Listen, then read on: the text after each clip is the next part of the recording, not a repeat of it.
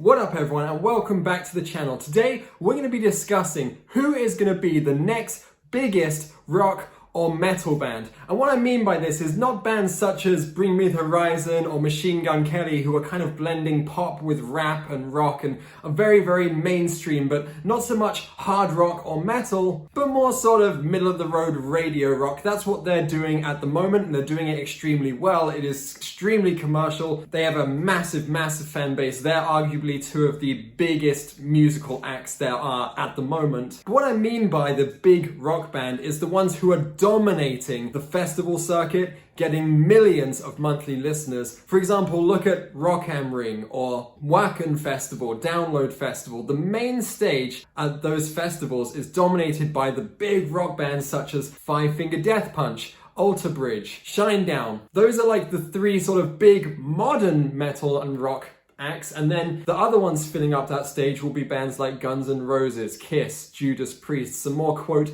classic rock artists. And the other genres such as pop punk, metalcore, etc. are usually lumped into the smaller stages or are in a tent. For example, if you look at this stage at Download Festival a few years ago, it's a straight up pop punk stage, but none of them are mainstays on the main stage. Before we list off the bands who I think in 5 to 10 years will be the next Shinedown, Five Finger Death Punch, etc., quick little plug. The reason I haven't been uploading very much recently is because I've been on a massive trip around Europe, going to Italy, Spain, France, Austria, Croatia. I'm heading to Germany next week. I'm going to be running 160 kilometers to 100 miles in 2 days. The reason I've been doing these trips is because I've been running a marathon or a half marathon in every location to raise money for Feed Bali. So if you're keen on donating to that, the link to support me and help me raise money for vulnerable families in Bali, Indonesia, the link is down in the description. And with that being said, back to the video. Who is going to be the next Alter Bridge, the next Shinedown, the next Five Finger Death Punch? The bands who get lots of radio play, mainly due to their popularity in America. The kind of thing which you'd expect to hear if you're in Orlando and you're listening to O-Rock. You might hear some Breaking Benjamin, Five Finger Death Punch, Nickelback, that kind of stuff. And I'd just like to note as well, by the way, Shinedown have really blew up recently, because when I saw them back in like 2016, particularly in the UK, they were relatively unknown. They just had more of a cult fan base. But now the guys have got 5.1 million monthly Spotify listeners. 2 years ago, they actually supported Alter Bridge and they ended up actually stealing the show. So the bands on this list are going to do what Shinedown did in about 5 or 10 years, is what I am predicting. Band number 1. I Prevail. Now, I Prevail started off as a regular metalcore band. We're talking Warped Tour kind of act. Similar to We Came as Romans, The Word Alive, Of Mice and Men back in the day, Attack Attack, that kind of thing. Just with a bit more of a rocky twist rather than a metal and metalcore twist. But what I love about I Prevail is they've been so innovative and they've started incorporating a lot more different genres into the metalcore music. And I also think that Brian, the lead vocalist, he has a perfect voice for this sort of new metal revival that is going on, mixed with butt rock, mixed with heavy metal, and mixed with straight up rock music. And the reason I predict that I Prevail will be one of the next big bands is because they appeal to such a large audience. They are not just a core band. They are not just a quote scene kid band. Their audience is anyone from the age of like teenage years all the way up to mid-30s. I know plenty of people in their mid-30s. They also have 3.3 million monthly Spotify listeners, which is way more than any other metalcore band of their era. When you compare them to bands like We Came as Romans, Miss May I Prevail are coming out as the most successful, and their sound is not necessarily metalcore anymore. It is more just straight up hard rock and heavy metal, which is very cool, and it appeals to a very large audience. If you see one of their live performances, it's not just young kids going nuts for them. They have a very large appeal and large audience, and I think with their sound and the direction that they went with on the Trauma album, they are definitely going to be up there in the coming years. The only scene band I would say which is coming close to that level at the moment is probably A Day to Remember. A few years ago, Of Mice and Men I certainly thought were going to be like the next really big big thing. They lost a little bit of momentum there, but guys, they were going on tours with Linkin Park. I mean, you can't really get any more big mainstream epic billboard rock than that, can you? Touring with Linkin Park. But I am going to add them to the second band on this list because of Mice and Men are still absolutely crushing it. They get 1.6 million monthly listeners. They go on huge tours. When they play festivals, the crowd goes absolutely nuts. And they've certainly departed from their metalcore roots. They're still, I would say, a metalcore band. They're not a hard rock band. They're not a heavy metal band. They're still very much metalcore or just very, very, very heavy metal. But their songs such as Bloom, Would You Still Be There, and Defy are probably their most successful songs at the moment. Their Defy album especially did extremely well, and I think that really brought them to a huge new audience because they were incorporating a lot more mainstream rock into their sound rather than just metalcore. And they were really utilizing Aaron's vocals. Now, before Aaron, there was Shaylee, and Shaylee's vocals are absolutely incredible, but of course he was just the clean vocalist, whereas Aaron is the lead vocalist, and his voice is just absolutely perfect. His screaming voice, his singing voice is perfect for this mainstream rock sound. And the direction they've gone in has been a little bit of a departure from metalcore and is now aiming towards that more hard rock sound. So yes, I definitely think give it a few more years and Of Mice and Men will be a big blow up band. They already pretty much did blow up. I mean, they played at Brixton.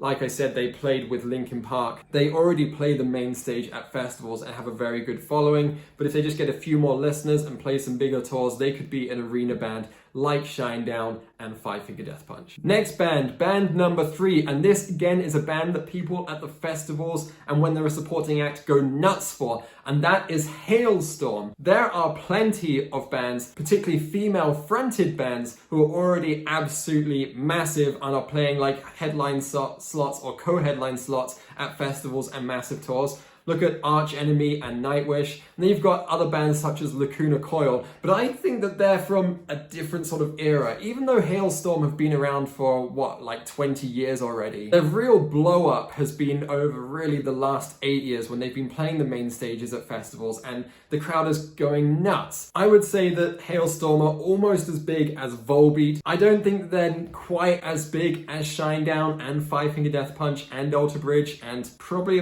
just about almost as big as Disturbed. So yeah, I definitely think with their popularity continually rising that 5 or 6 years they're going to be one of these bands which people go absolutely nuts for every time they play, no matter where they play. But at the moment, Hailstorm are still a little bit of a theatre band and not quite an arena band or big massive band, and that's kind of make or break really, because look at Blink-182 versus Sum 41. Blink-182 are an arena band, whereas Sum 41 and Simple Plan and those very, very big punk rock and pop punk bands are still theatre bands. I think they give it a little while and Hailstorm will definitely be an arena band, or they will be the main support for other big massive arena bands. Band number 4, Falling in Reverse. Again, a departure from metalcore because they were a bit more of a metalcore band when they first started, and of course this has roots being that Ronnie Radke was previously in Escape the Fate, who are a very big metalcore slash screamo slash emo kid scene band from 10 to 15 years ago who was still going very, very strong. But Falling in Reverse have just become ridiculously popular over the past,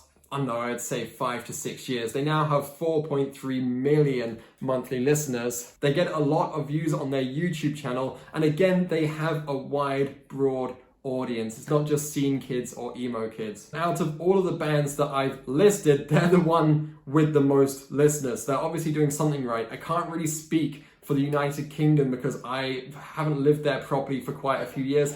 And I also just haven't seen Falling in Reverse live at a festival as of yet, so I don't know about there. But clearly in America, they're doing great tours. They're getting a lot of listeners. They're appealing to a lot of these sort of hot topic kids, but also to a wider audience. Because remember that a lot of the kids who would listen to Escape the Fate 14, 15 years ago are now my age, in their 30s, okay? That's why they've got a wide audience. I do believe that is one of the main reasons. Now, some of you are probably wondering why I haven't spoken about many big metalcore bands yet, such as Trivium, Parkway Drive, and Bullet for My Valentine, because these bands are all huge. They are headline acts, but I would lump them in a different thing. They're not mainstream rock. They're not mainstream hard rock.